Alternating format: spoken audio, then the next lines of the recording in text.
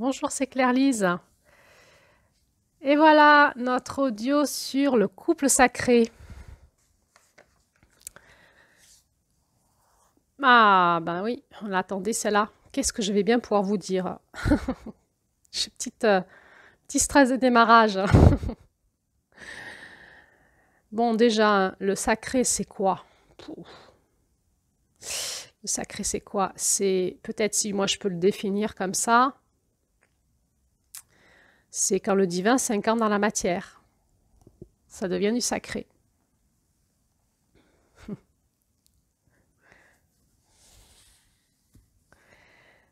On se rappelle qu'au mois de juin, on avait eu l'enseignement de pouvoir avoir l'autorisation de mettre de l'irrévérence dans le sacré. Et on avait un petit peu écouté la différence qu'il y avait entre la profanation et l'irrévérence.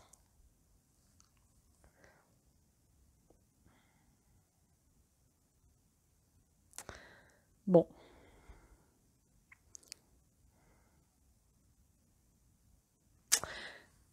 Euh, quand j'écoute le couple dans sa dimension sacrée, peut-être qu'on peut se dire, ok, on va se la jouer pas trop,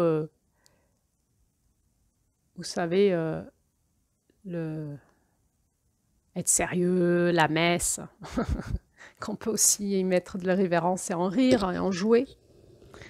Et en même temps, il y a en moi un truc qui dit, ouais, mais on va pas aller profaner le couple sacré.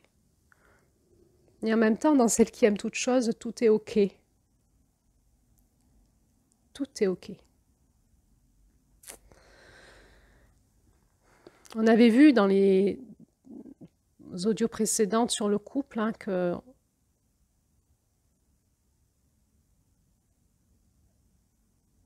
notre société nous a menés dans une perte de repères, que dans l'exploration de comment on explorait le couple aujourd'hui, on était un peu partis dans tous les sens, on manquait de repères. Finalement, quand j'écoute à l'intérieur de moi, dans mon cœur, dans mon espace d'équilibre, tout ça, je me dis, il y a du plus et du moins, il y a du positif et du négatif à notre société. Le côté négatif, ça serait de dire, oh là là, mais où on est parti, quoi? Où on est parti? Et la sensation qu'on est justement en train de détruire le plan divin, en fait, cette notion, c'est tellement pour moi important le couple dans la notion qui nous est proposée en filigrane quelque part. Et on a tout cassé. On a tout cassé. On a tout cassé dans notre, évidemment dans nos idées, peut-être dans nos repères, mais peut-être aussi dans la façon de rentrer en relation, le fait de changer de couple très souvent, la sensation je te prends, je te jette, on est plus ou moins toujours sur un siège éjectable. Du coup, la sensation d'insécurité que ça peut générer, ou d'être consommé, ou d'être un produit pour l'autre, un pansement pour sa blessure du couple d'avant. Des fois, on a l'impression qu'on est en train de se prendre tout ce qu'il n'a pas dit à son ex, on paye pour l'autre. Des fois, on a l'impression dans le couple, il y a tout le monde, il y a toutes les ex, il y a les parents, les grands-parents, il y a du bazar dans le couple. Hein. On a du mal à faire du tri, à être que tous les deux, quoi.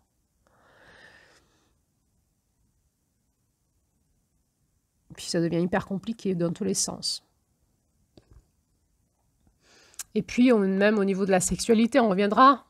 Il y aura des audios consacrés à la sexualité, mais même au niveau de la sexualité, on peut des fois ressentir comme des entités sexuelles dans le monde de l'énergie et que la sexualité qui était peut-être plus naturelle, elle ne l'est plus.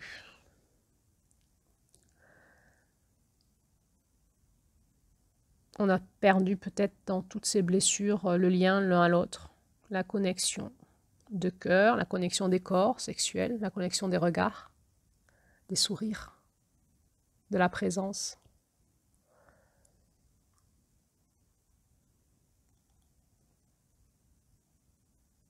Alors on peut se poser la question, est-ce que c'était mieux chez nos grands-parents? Le devoir conjugal,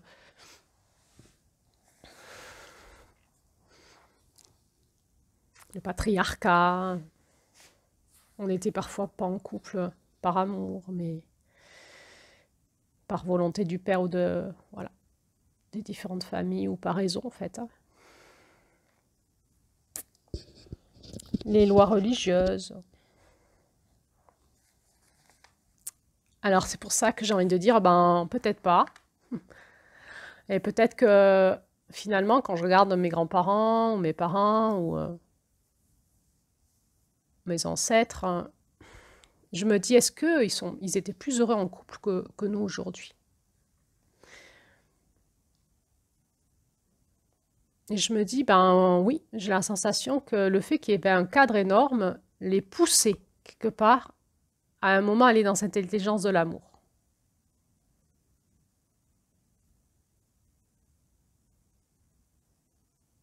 Mais pas forcément.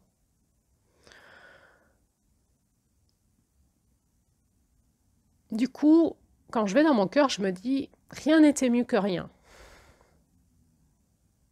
C'est juste du mouvement.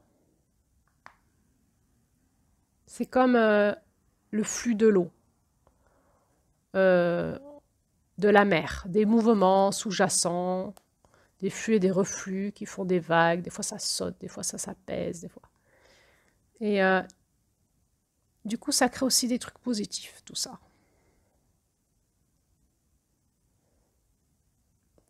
Et qu'est-ce qui est positif, hein, finalement? Comment, j'essaie de faire une transition avec les audios précédentes, comment tout ce magma qui se cherche dans les couples aujourd'hui peut amener un peu plus de sacré, en fait. Bien justement, le fait que rien n'est gagné,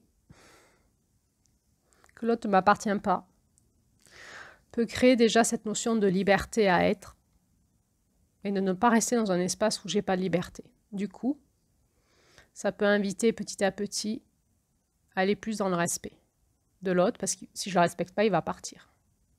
Les femmes sont plus libres, sont plus indépendantes financièrement, mais bon, ça va changer du coup toute la dynamique de l'homme qui s'assied dans une possession. Il a sa femme, ses enfants, sa maison, son travail, et tout est acquis.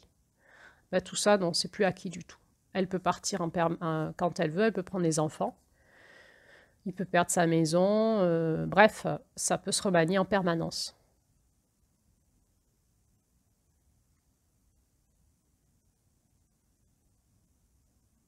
Ce que je vois de positif aussi, c'est qu'on recherche peut-être dans des questionnements, comme autour du polyamour, des couples libres, de l'homosexualité,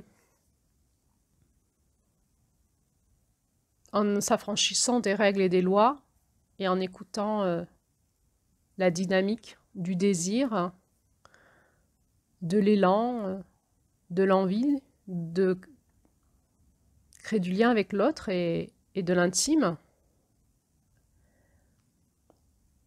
justement en fonction de ces flux et ces reflux, des rencontres et des désirs. Eh bien, ça nous permet d'explorer un espace de vérité. Tant que vous avez les règles, si vous respectez dans les règles, c'est bien. Si vous allez au-delà des règles, c'est mal. Et là, on a fait péter les règles. Et du coup, chacun fait comme il veut. Et du coup, on est dans un espace de vérité. Alors, est-ce que dans le polyamour, tu rencontres vraiment l'amour? Comment tu es dans ton couple libre? Comment c'est dans ton couple homosexuel? Évidemment, sans jugement, parce qu'il n'y a plus de règles. Les lois, on se les met dans notre tête. On se met nos référentiels, nos bien-mal. Mais si on lève les jugements et qu'on va juste dans l'exploration, est-ce que ça crée de la vie, de l'amour en toi et dans ton écosystème? Et c'est vraiment un moment de vérité. Est-ce que ça crée de la souffrance? Quel type de souffrance? Est-ce que c'est une souffrance qui vient séparer, qui vient redynamiser, qui vient ramener du souffle d'amour, du souffle de vie, ou est-ce que c'est une souffrance qui vient détruire quelque chose qui était de l'ordre du sacré, du vivant, de l'amour? Et du coup, par l'expérience, je peux voir en fait ce que je suis en train de vivre. Sentir, comprendre, prendre conscience et puis récupérer cette sagesse pour l'enseigner.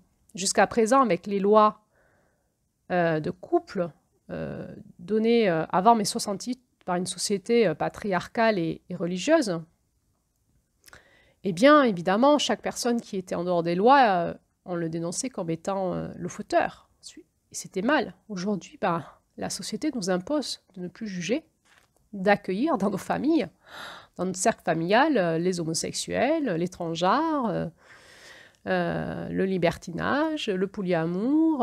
Enfin, on n'est pas obligé dans les cercles familiales d'accueillir ces gens-là, mais en tout cas, ils sont là.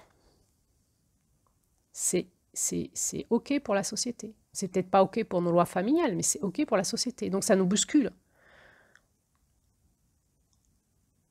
Ça nous bouscule dans nos différences de pensée, de vécu, et puis on peut se poser ces questions en vérité. Mais c'est quoi le polyamour?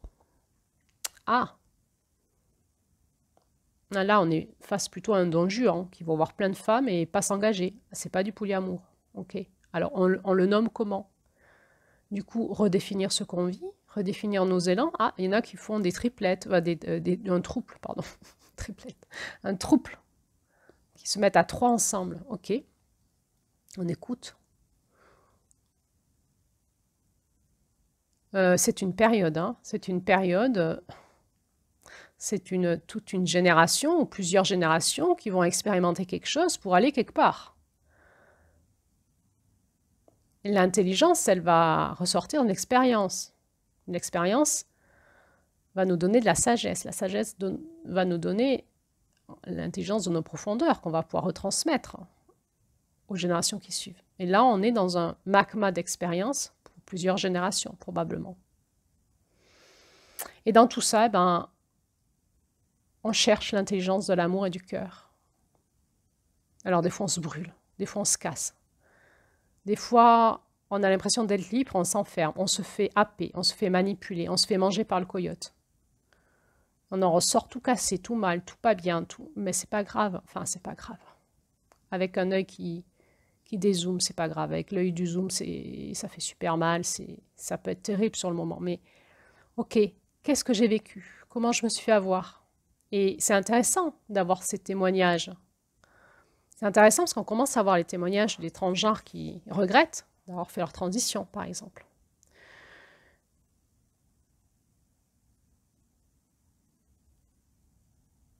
On peut commencer à voir le témoignage des polyamoureux qui en reviennent. Tout ça, c'est juste de la richesse d'expérience et du témoignage, quoi. C'est ça qui est en train de créer le système, le nouveau système du couple, en fait.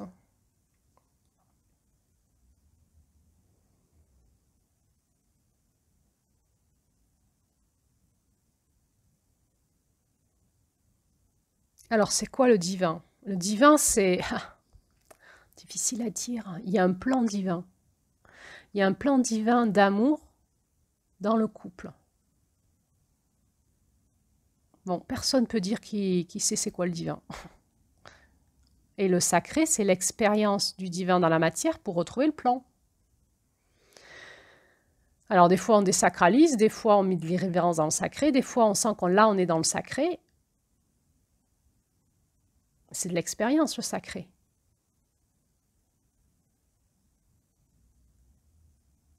Mais pour être dans le sacré, il faut vraiment être dans l'écoute, dans notre cœur, de ce que nous dit le divin. Sinon, on joue.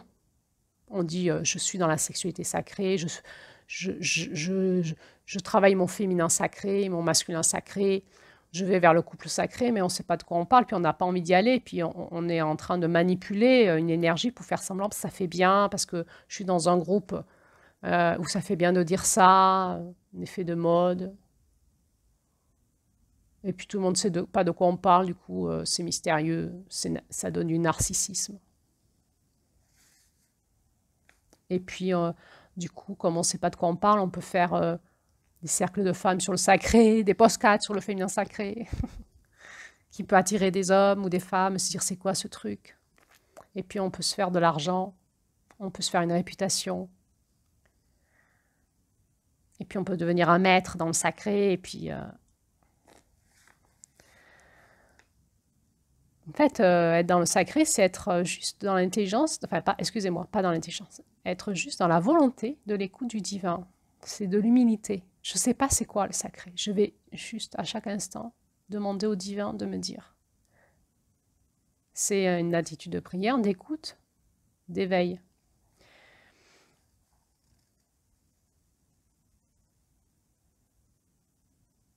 Alors, a priori, le plan...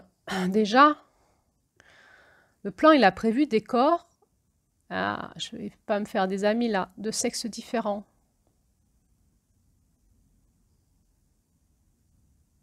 Ok, il y a ce qu'on pense, ce qu'on vit, nos convictions, nos blessures, nos réactions, on défend nos points de vue, tout ça. Et puis il y a, juste si on lâche tout ça, on se dit, pourquoi le divin, il a créé un corps d'un homme et d'une femme avec des polarités différentes, d'une fonctionnalité différente, des gènes différents, un système génétique différent, et que ça crée une famille.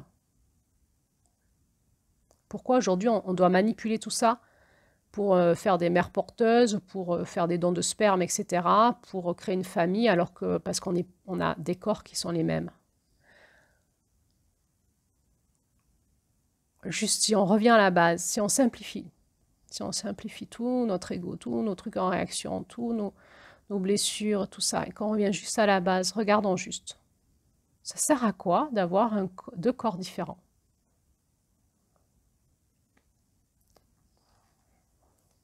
À travers nos corps différents, tout est différent. Parce que nos corps, ils nous donnent le prisme de notre réalité. Donc on va voir toute la vie différente, toutes les sensations différentes, parce que nos corps sont différents. Dans ces corps, il y a des âmes. Les âmes sont différentes, plus ou moins peut-être semblables, plus ou moins vraiment très très semblables des fois. C'est va créer un couple assez fusionnel dans l'âme, dans les âmes, ou très différentes et complémentaires. Et puis, il y a aussi deux esprits qui se rencontrent. Pareil, plus ou moins différents. On peut dire que déjà le couple sacré, c'est l'apprentissage des différences. C'est l'apprentissage de l'harmonisation des différences.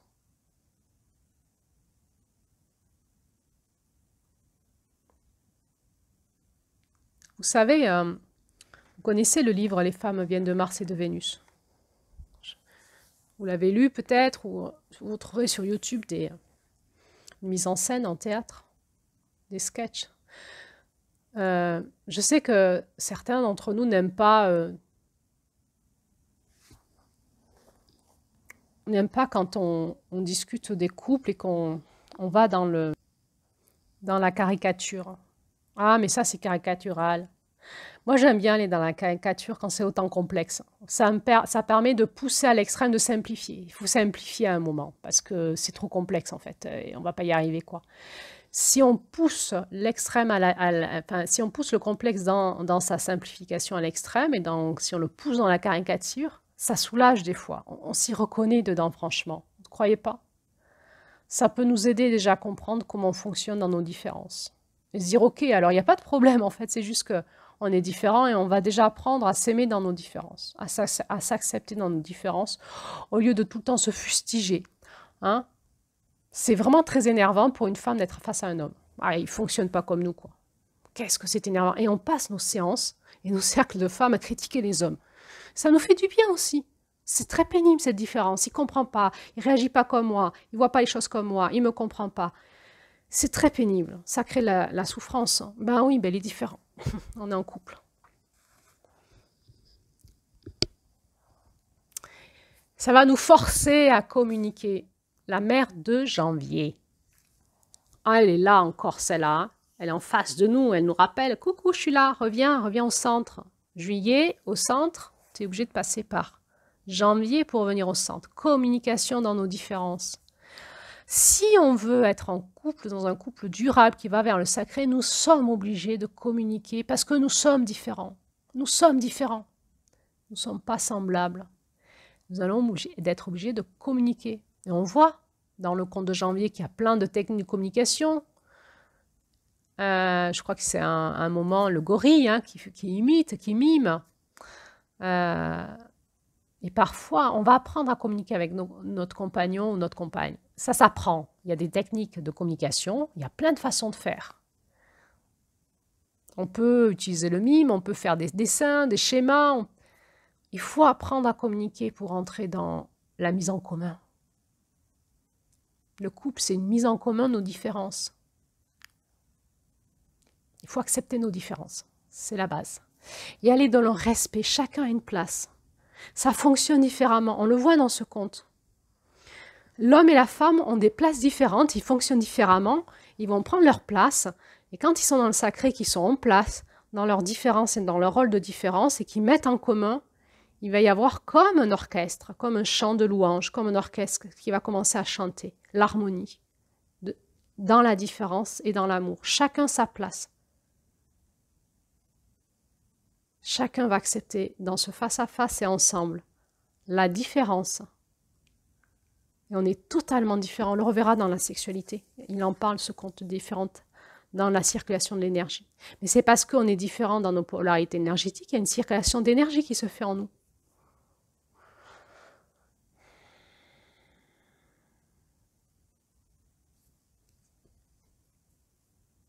Et cette circulation d'énergie va créer une onde de forme qui va s'appeler le couple, la sexualité sacrée.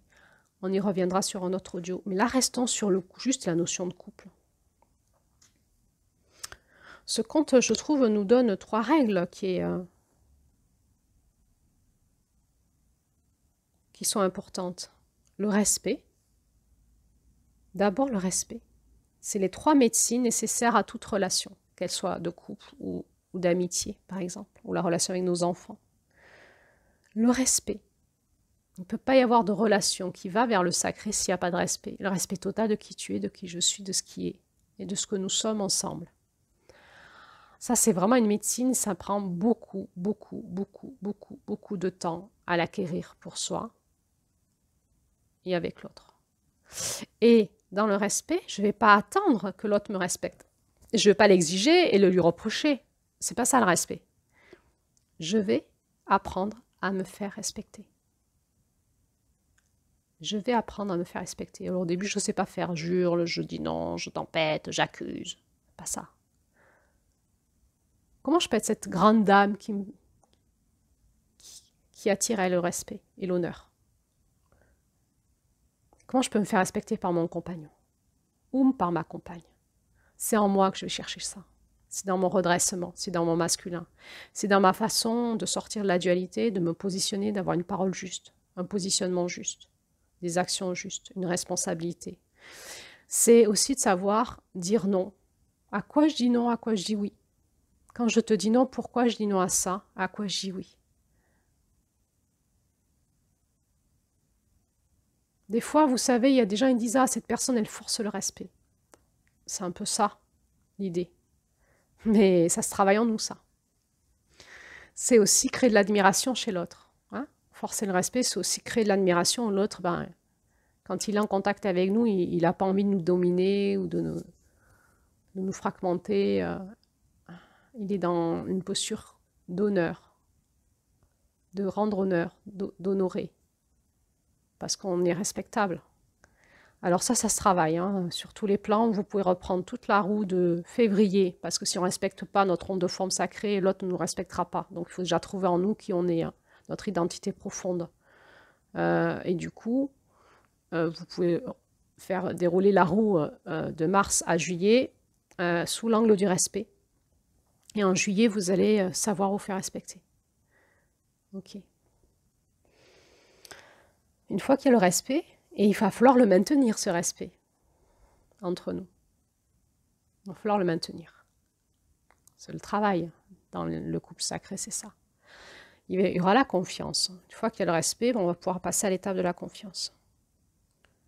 Vous savez, souvent, il y a des personnes qui viennent en thérapie tout cassées parce qu'ils ont été trahis par leur amoureux, ou leur compagnon, leur compagne. Des fois, des années de couple. pour arriver à une blessure de trahison à la fin. Et là, la personne, elle arrive, elle est toute cassée. Et elle me dit, je ne vais plus pouvoir refaire confiance. Et on va travailler la notion de la confiance. C'est quoi la confiance? C'est quoi faire confiance à l'autre? Je ne fais pas confiance à l'autre. Je fais confiance à moi, à mes perceptions, à mon discernement. Je vais aller titiller, je vais aller voir.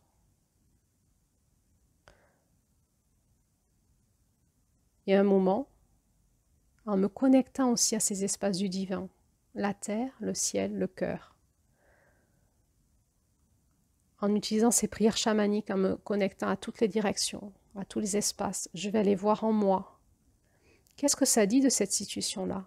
Et je vais pouvoir me faire confiance. Je sais que ce que je ressens, je perçois. J'ai compris, c'est ça. Et comment je vais travailler avec l'autre? Des fois, c'est bizarre parce que d'aller travailler cet espace de conscience, l'autre, il nous dit quelque chose et quand on va travailler nos espaces en nous, ça ne nous dit pas la même chose, voire ça nous dit l'inverse. On devient parano. On dit l'autre, il nous ment. Alors, il nous ment peut-être vraiment, ou il se ment à lui-même et il ne s'en rend pas compte. Mais c'est quelque chose qui va se travailler, ça aussi. C'est une nouvelle étape. C'est pas, ça découle pas tout seul du respect, dire ah, c'est maintenant le respect, ah super, on peut se faire confiance. Non, c'est un travail, la confiance. Ça se travaille entre nous, en moi et entre nous. Et si les deux font ce travail de confiance, à un moment, qu'est-ce qui se passe dans la harmonisation entre nous? On sait que l'autre est à l'écoute en lui-même de ce que je dis, de ce qui est. Et que le couple est un foyer, un univers où quand l'autre me regarde, je vois dans ses yeux qu'il me dit « Tu dis pas la vérité ». Des fois, j'ai l'impression de dire la vérité, mais il me dit « Tu te mens à toi-même, tu me racontes des histoires ». Je peux lui faire confiance de me le dire, de me le montrer à sa façon. Je peux lui faire confiance d'écouter la vérité entre nous. Je peux me faire confiance d'écouter la vérité entre nous.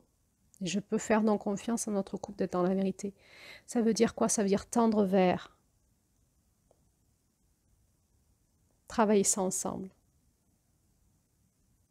Le couple sacré, c'est ça. Hein. C'est un espace où on va travailler ensemble, une onde de forme, qu'on va appeler l'onde de forme sacrée, le plan divin. C'est jamais gagné. On avance là-dedans. Ça nous donne des repères.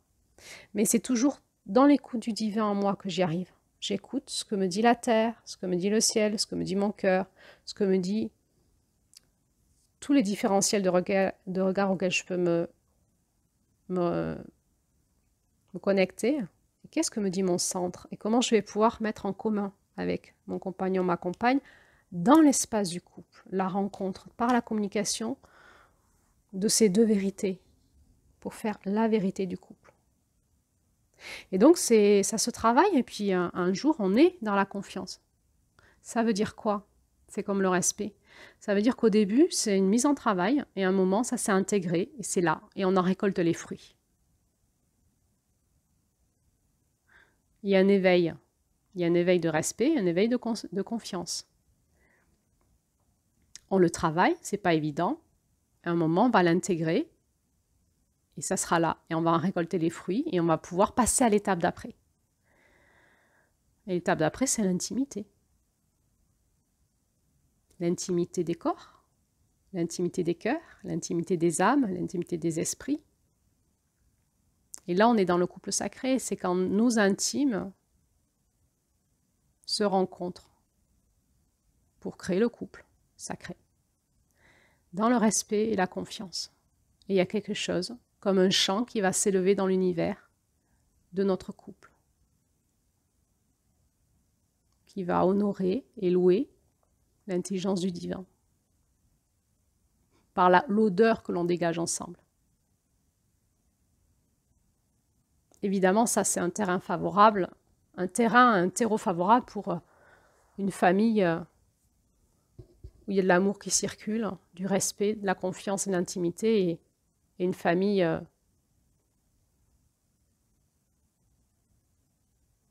où il y a de l'harmonie, de la joie, c'est ce que nous dit ce conte.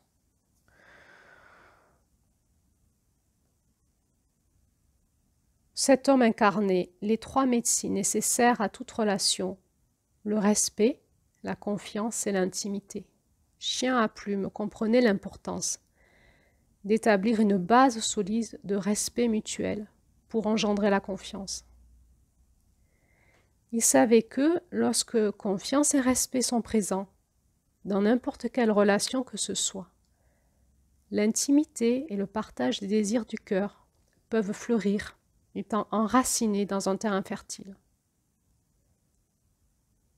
Dans sa sagesse, Chien à plume avait laissé à celle qui aime toute chose le temps dont elle avait besoin pour expérimenter les bases sur lesquelles se construisaient leurs relations.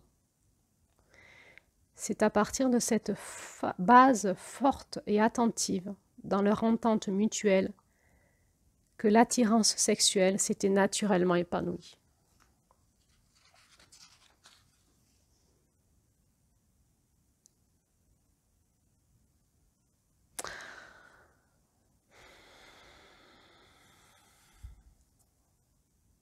Il y a quelque chose qui nous parle, on y reviendra dans l'audio sur la sexualité sacrée, mais du temps des fiançailles. Là, c'est symbolique ce que je vous dis. Mais moi, ça me tient vraiment à cœur, cette histoire-là. Ce temps de rencontre, ralentir, on est différent. Il va falloir qu'on se rencontre et on a des bases solides à mettre ensemble si on va aller plus loin. Et plus loin, d'en profiter ensemble, d'en jouir ensemble. Pas se décagner rapidement et se défoncer et faire des drames relationnels et repartir tout cassé. Non, pourquoi tu veux accélérer là? On va ralentir, on va apprendre à se rencontrer parce que ce qu'on veut, c'est jouir ensemble de ce qui se passe entre nous. On va prendre le temps nécessaire, le temps des fiançailles. C'est génial ce temps-là, on n'a pas besoin de se presser. On va se rencontrer.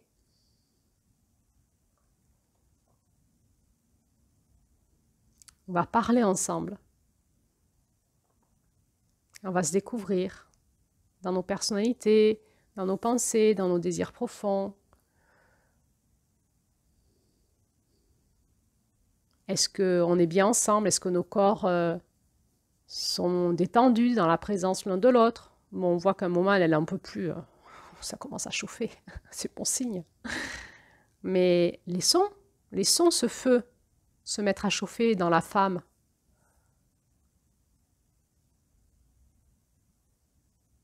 Il n'y a pas d'urgence, au contraire. Hein? Il y a un symbole dans ce conte où il passait beaucoup de temps autour du feu. Hein?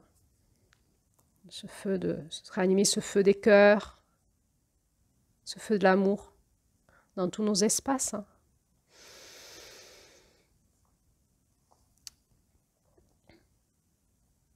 Et au-delà de la sexualité, dans le couple, il va y avoir vraiment ces espaces de rencontre à un moment, de vraies rencontres. Quand on a écroulé, comme je vous ai dit dans les audios précédents, tous ces espaces de blessures, d'illusions, d'attente, d'attachement, de formatage, d'adaptation dans tous les sens. Quand tout ça s'écroule, il va y avoir la vraie rencontre. Qui es-tu et qui suis-je? Quand je simplifie tout ça, quand j'enlève tout le reste, qu'est-ce que je suis profondément? Finalement, qu'est-ce que je veux avec toi? Vous savez, c'est tellement compliqué dans notre tête. Oui, mais si je lui dis ça, il va dire ça. Mais si je fais ça, il va faire ça. Et puis il risque d'aller me tromper ailleurs. Et puis après, il va plus m'aimer. Et après, si je lui dis qu'au niveau sexuel, j'aimerais plutôt ça et ça, et il va se mettre dans tous ces états. Puis après, il va plus m'aimer. Puis ça va encore plus bloquer entre nous. Et du coup, je suis obligée de faire ça parce qu'après, il va me dire ça. Je le connais par cœur, comme si je l'avais fait. De toute façon, si je lui dis ça, il me dira ça. Tout ça là. Si on l'enlève, si le souffle passe, c'est fou. Vous savez, comme la fleur, là, quand on souffle dessus, pouf, il y a tout qui part. Génial. Faites ça comme rituel. Quand vous avez des problèmes de couple, prenez ça, fou, vous soufflez dessus, et c'est pour enlever toutes ces pensées-là, qui parasites, qui nous font chier, là, qui nous empêchent d'être en couple. Là. Si je reviens dans mon squelette, si je reviens dans ma simplicité, dans ce que je suis, profondément, et de manière toute simple, on va pouvoir se rencontrer dans notre vulnérable, On va lâcher les carapaces là, hein, dans notre vérité. Et on va accepter ce qui est là. Aimer toute chose. Je vais t'aimer pour tes défauts et tes qualités. Pour ce qui est. Pas pour ce que je voudrais que tu sois, pour ce que j'attends, mais pour ce qui est. Maintenant, ce qui est, dans la rencontre, si je l'accepte, est-ce que ça s'harmonise pour faire un couple? Ou est-ce que c'est disharmonieux? Il y a un moment, si ce qui est, c'est que on ne peut pas être en couple ensemble. Ça ne matche pas, ça ne se rencontre pas. On a beau travailler le terrain, le terreau, etc. On va se quitter. On va se quitter. D'un commun accord, en se remerciant. C'est ok, on aura appris de cette disharmonie. Mais si on ne fait pas ce travail de se lâcher prise, de ce qui accroche, je m'accroche à toi, j'ai peur de te perdre, j'ai peur que tu ailles voir ailleurs, j'ai peur que tu m'aimes plus. Oh là, il faut lâcher tout ça. Ok, je vais me présenter à toi comme je suis. Je vais t'inviter à faire pareil, puis on va voir si on continue ensemble ou pas. Voilà. Est-ce qu'on peut aller dans le sacré ensemble?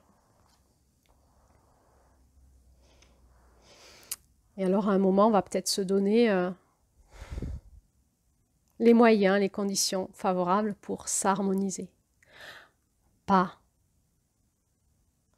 faire des compromis, pas s'adapter, pas faire des efforts. On lâche. C'est quoi l'harmonisation? Comment on fait? Mystère. L'harmonisation, c'est un mystère. C'est le mystère du féminin.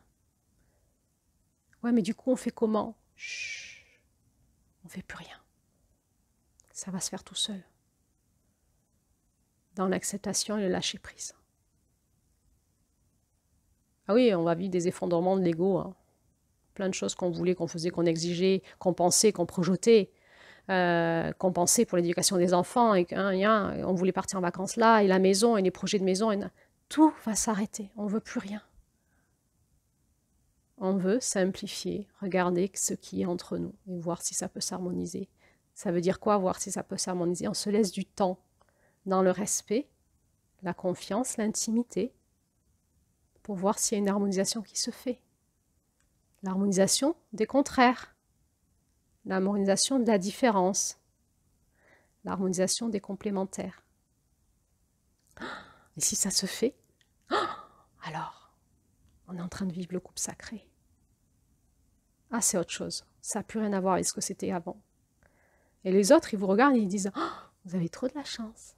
C'est trop joli de vous voir ensemble. » Ouais. Ça a été du travail. On a dû passer de février, mars, avril, mai, juin à juillet. Ah oui, on devient inspirant.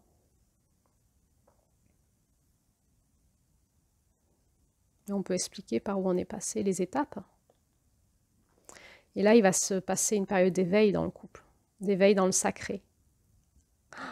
Et là, le couple devient générateur d'amour entre les personnes, dans la famille et dans la société et dans le cosmos.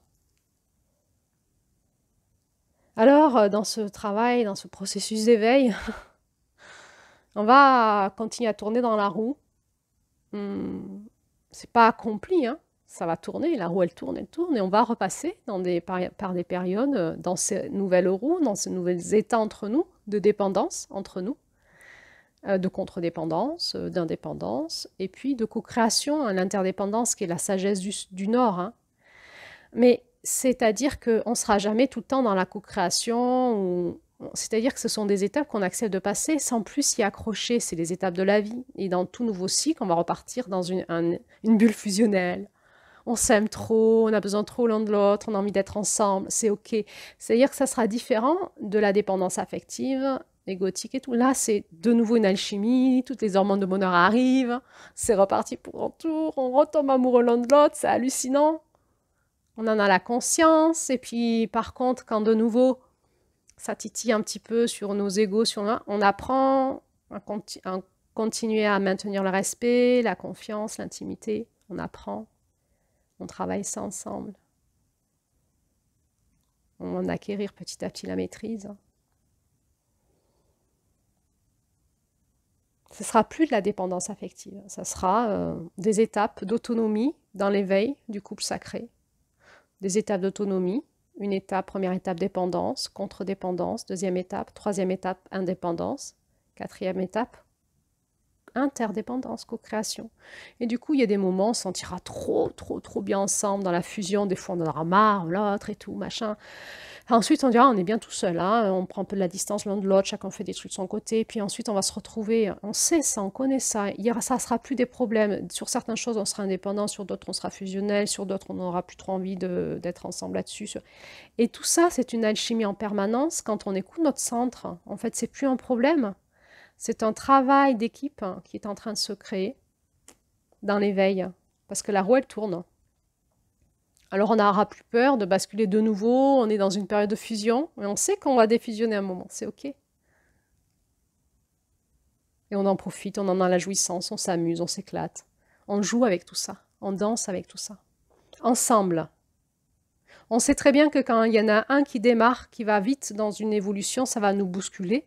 Et nous, ça va nous tirer en avant, on va être un peu à la ramasse derrière.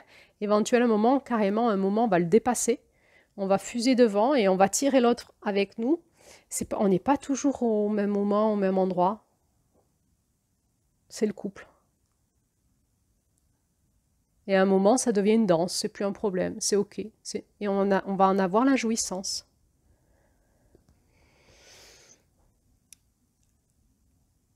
Alors, est-ce qu'on peut aller ensemble, tendre vers le sacré ensemble, ou est-ce qu'il y en a un qui ne veut pas y aller? Qu'est-ce qu'on fait alors? Est-ce qu'on continue pas ensemble? C'est quoi notre projet de couple? À chacun et ensemble.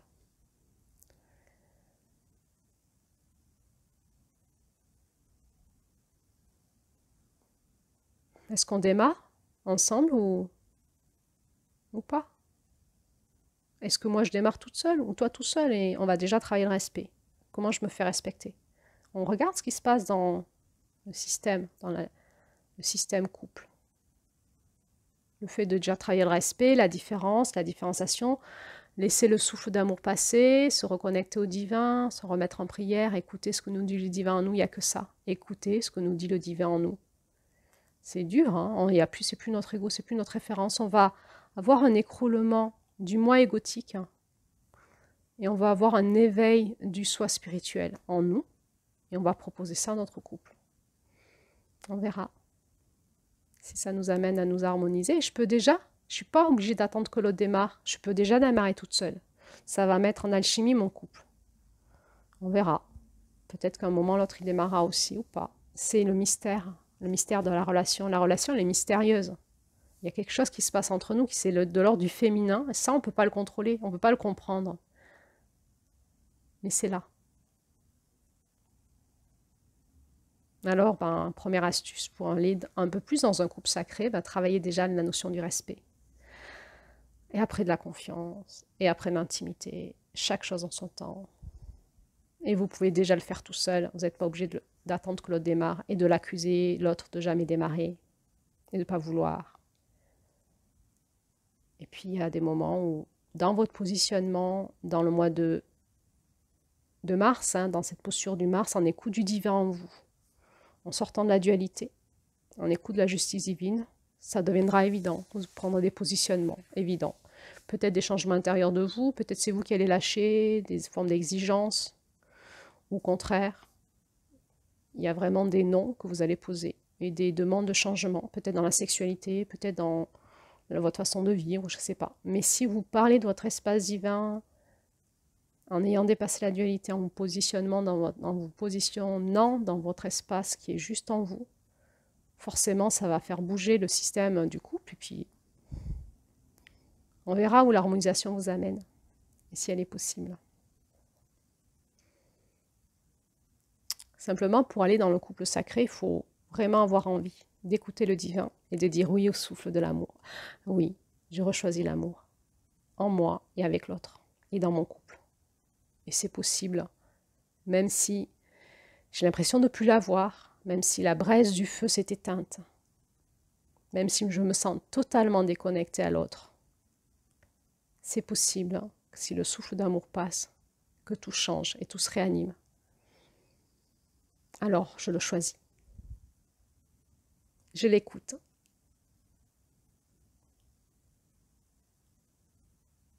Je me laisse transformer et je le deviens. Pour la bénédiction de moi et de mon couple et de mes enfants.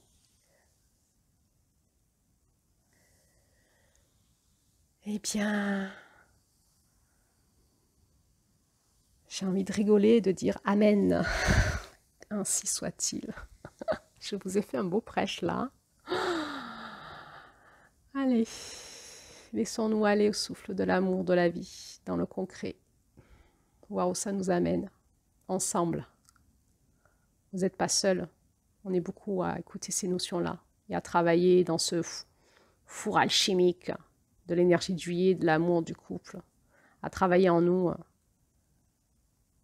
tout ce qui a besoin de fondre dans notre plomb pour qu'on devienne de l'or, de l'or à l'autre et en nous-mêmes.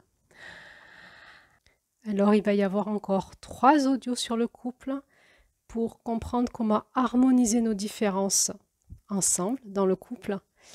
Et puis ensuite, alors la prochaine audio sera sur la famille. Et oui, c'est la suite. Et ensuite, on fera des audios sur la sexualité. Ensuite, il y aura l'audio sur le célibat comme guérison à l'amour. Et on ira ensuite sur la rencontre entre les hommes et les femmes aujourd'hui. Où sont les hommes et femmes, es-tu prête? Allez, à bientôt pour la suite. Bonne digestion. Merci, likez, partagez, abonnez-vous, soutenez notre chaîne. Ouais. Si vous sentez que ces audios vous parlent profondément, partagez-les parce que probablement qu'il y a d'autres personnes qui ont besoin de les entendre aussi. Si vous sentez qu'elles vous font du bien, peut-être qu'autour de vous, d'autres personnes auraient envie d'entendre ça aussi. N'hésitez pas à partager. Merci.